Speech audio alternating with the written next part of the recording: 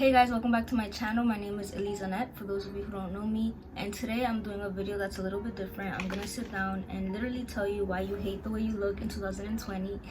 And I know this video is kind of funny, but I also know that a lot of people do actually struggle with low self-esteem like I used to a while ago, until I learned to love myself and all that jazz. But I definitely think that society has a lot to do with us not liking ourselves and just hating our features and not liking our bodies. So I just wanted to break that down for you and basically just tell you my opinion on it, and hopefully you learn something from it. I don't know. So the main reason why I think you don't like the way you look is because you don't fit the current trending standard of beauty. And if you guys look over the years from 20 to 10 years, you'll see that the standard of beauty actually fluctuates a whole lot. I remember back in the year 2000, well, I don't remember because I was born in the year 2000. Anyways, like if you were to look at 2000s fashion, what people used to wear was like these really low cut jeans, because it was such a big thing to like have a very skinny waist and a very pronounced pelvis. You could see like Rihanna pulling off these fashion trends, and you could see Angelina Jolie and Britney Spears. I know it was kind of her thing, but basically if you didn't look like that, you weren't cute, you weren't popping, and you were just not skinny enough, right? I know that in the year like 2010, 2008, I believe, correct me if I'm wrong, people were obsessed with these freaking thigh gaps, and society was just like craving to have these skinny legs, and it was so in. It was on Instagram everywhere, and you would see all over YouTube just like exercises to get a thigh gap this, thigh gap that, and it was just really unhealthy. It started the whole anorexia thing and the models being way too thin. So that was like 2010 for you. And then you have the year 2020 and 2015, which is like when all this Instagram modeling started. And basically when you scroll through Instagram, all you see is these models with these skinny waists, but then they have like this curviness in the bottom, and they're tall and beautiful, but they're thick. And so the reason that I'm going forth with like all of these different time frames is so that you can see how different the standards of beauty change over time. And if you just take the time to compare yourself every year, it's gonna be different, right? It's gonna be a new trend, and there's no way that your body is gonna fit all these standards of beauties, right? Unless you're like Elastigirl or something, you can make yourself thick and skinny or whatever, but none of us are. And the thing about Instagram is that most of these Instagram models look nothing like they look on their Instagram. These people are real humans. They have stretch marks, they have little dimples on their butts, they have all these little imperfections, and they literally just facetune their bodies to just look more flawless. I did come across this Instagram page called Beauty Falls, I think that's what it is, and I'm just gonna show you guys some pictures of how these Instagram models just edit their bodies. And it's just so sad that these are the people that we're comparing ourselves with, and they actually look just like us, and we're comparing ourselves to the ideal body that they don't have. I just think it's just really messed up, and that we actually need to stop, because the process of starting to love yourself is to stop comparing yourself to other people.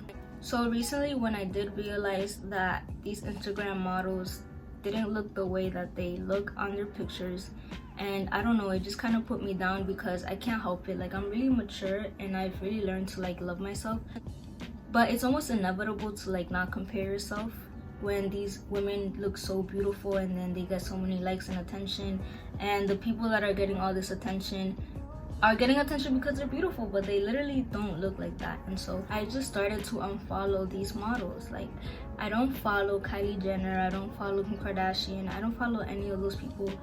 A lot of the Instagram models that I used to follow, I don't follow anymore, and it's honestly just made me feel better about myself. And if you're a person on Instagram that just struggles because they compare themselves all the time, I feel like you should just unfollow these people, because believe me, ever since I began to do that, it just made me feel better about who I am, about myself, and it just made me appreciate what I have, because I wasn't constantly looking at what society is telling me that I should look like.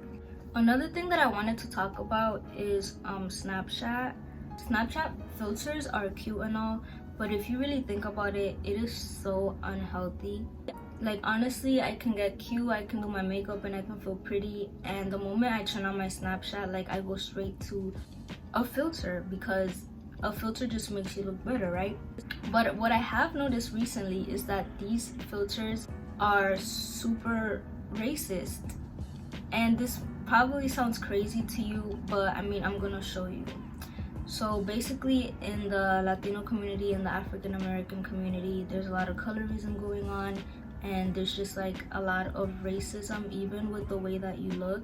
So the standard of beauty is, and it remains, to be fair, European looking, you know, the smaller nose, the not the thinner lips anymore, because back in the day you used to get bullied for having big lips, but now it's a thing to have extra big lips because of Kylie Jenner and stuff. But anyways, the standard of beauty is to look European still. So when I go on Snapchat and I want to take a picture, the filters that I look the best in make me look fairer, and they make my nose look smaller, and that is like such a big issue if you think about it. Like, these filters are meant to make you look, you know, just a little better. Like, they cover your acne. If you like have pores, like they literally wipe out your pores, they make your eyes look a little bigger. Like, it's all cool and that, but then when you make me look whiter and when you make my nose thinner, like that's when it becomes an issue. I don't know about you guys, but in my family, for example, I am Dominican, and I am a black Dominican, if you couldn't already tell. So I've noticed that in the family and around like family friends, it's common to say, oh my god, you ruined your kid with that big nose. It's actually so sad. It's like absolutely ridiculous that you're standing there as a little girl or a little boy and somebody tells your mother, oh my god, you ruined your kid with your nose, right? Because your kid has a wider nose. Latinos actually just hate their Afrocentric features, and I think it's actually worse than the African American community, because Latinos just swear that they're white and they don't want to claim that they're black at all, which is like a deep internalized issue that I'm not even trying to get into. But anyways, back to Snapchat. I feel like I'm just rambling and rambling, but this is something that is just bothers me so much. So yeah, I am guilty of using these filters that make my nose look smaller and that make my skin whiter, and it's sad because those are the filters that make me feel even more pretty. That's how you know, that's how internalized the hate in the community is of our features and how we look.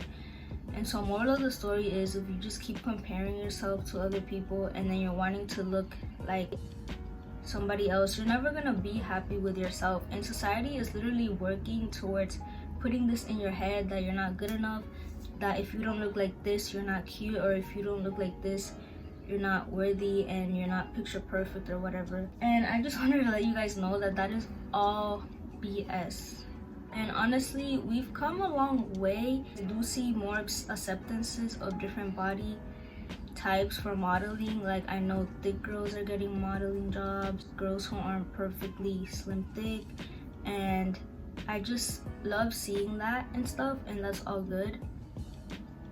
But it's also like the pressure to undergo cosmetic surgery on Instagram. I remember I used to follow this one girl, this famous YouTuber, I'm not gonna say any names, but she is absolutely beautiful and she is so cute, and I followed her and I'm like, look, she doesn't have a butt, because literally my thing back in the days was, I'm not even that ugly honestly, but I have no butt. So it's like, it's sad, because literally in middle school I used to be so self-conscious about not having a butt that I wouldn't raise my hand to write stuff on the board, because I knew someone was gonna be looking at my butt and they were gonna be like, ew, that girl has no ass, like where is that girl's butt, like ew, like she's flatter than the whiteboard, you know, like that's literally the thoughts that came into my head in middle school.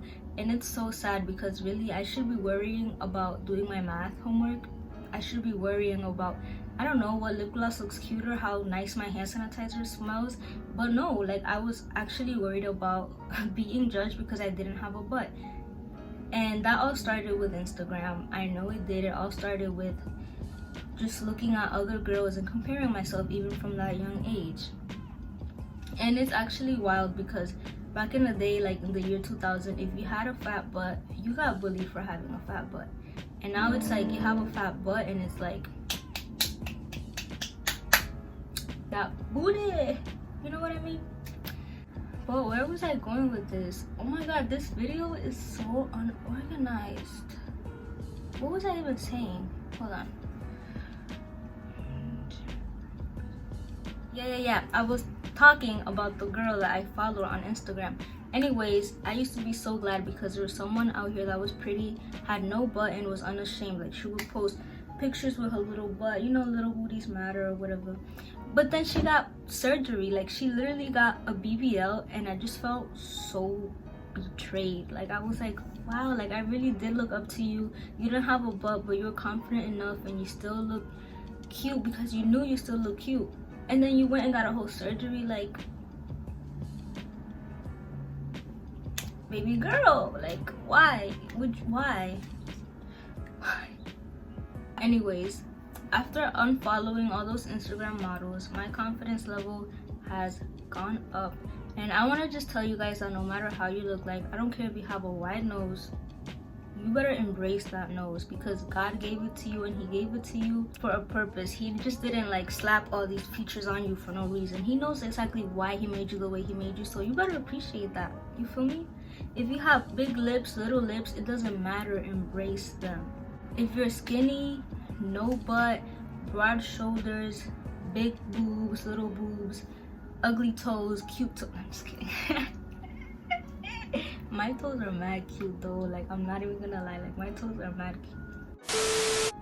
Oh, I do want to read you guys a quote that I found on the internet. I don't know who came up with it, but it just says, just because you don't look like somebody that you think is attractive, it doesn't mean that you aren't attractive.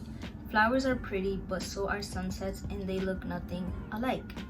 You might think you're ugly, but there is someone out there that thinks you're drop dead beautiful, because you are drop dead beautiful. And just because somebody said that you're ugly, don't let that ruin your whole life and then start internalizing that you're ugly, because you're not ugly. Know within yourself that you are beautiful. And if you don't think so and you need to hear from somebody, let me tell you that you're beautiful. Now that I find myself rambling and all over the place, I'm just gonna end this video here. I hope that you did get the gist of whatever the heck I was talking about, because this video was all over the place and I do apologize. But if you got anything from it and if you liked it, please comment, like, and subscribe. And if you guys do like my sit down videos of me just talking, let me know so that I can keep doing more of these, because there are a lot of things that bother me and that I could possibly expand on and talk about. So I'll just see you guys in my next video. Bye.